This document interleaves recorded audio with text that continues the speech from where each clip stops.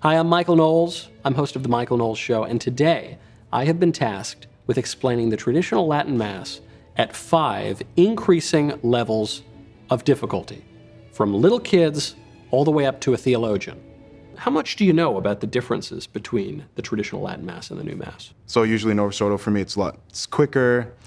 Like, I think even just the difference of the priest facing us and praying, and it's like we almost seem like we're looking to him, where in the traditional Latin Mass, it's ad orientem, so the priest is facing the altar, and it's almost like he's kind of spearheading the ship and we're all like following him. Right. So even that just feels a little different. Instead of being talked at, it's almost like we're following his lead towards the Lord. Right, the focus is just totally different. Yeah. The traditional Latin Mass, the members of the congregation, or the communicants, are coming up and kneeling and receiving on the tongue, so they're not touching the host with their hands. At the new Mass, people will receive in the hand, and there might be particles from that Eucharist still on their hands. About that. And of course that affects the way you think about it. Yeah. If you handle something in a casual way, you're gonna treat it in a casual way. Mm-hmm.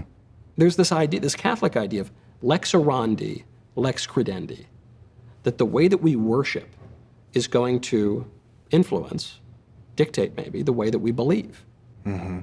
So if you treat the Eucharist as the true body and blood of Jesus Christ, you're likely to believe that. And yet if you treat the Eucharist in a way where you might treat any old thing, then your belief, even as Christ is truly present in the Eucharist, your belief in that is going to fall away. Wow.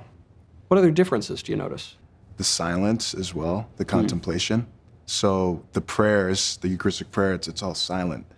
And it's something really powerful in that silence, So I feel like I'm kind of obligated to sit in the silence and really think about what's happening. In the Novus Ordo, you can, he's saying these prayers, you can follow along.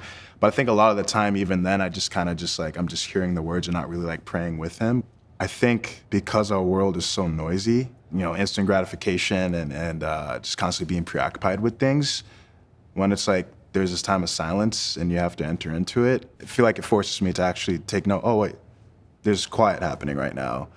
And I got to sit here with my thoughts and, maybe I should pay attention to like what's actually happening. I feel like I have to enter into it because I don't experience that as much throughout the week just because of the busyness of life.